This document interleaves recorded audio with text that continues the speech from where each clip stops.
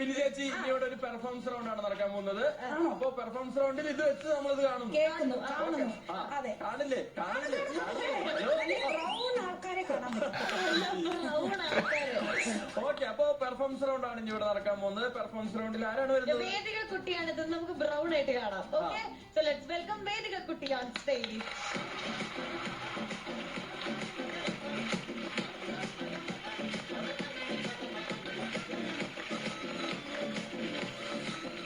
வேதிக குட்டி എന്തോ எப்படி இருக்கு இந்த கிளாஸ் തമിഴില് പേസുണ്ടോ?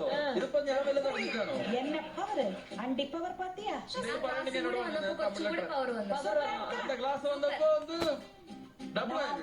പവർ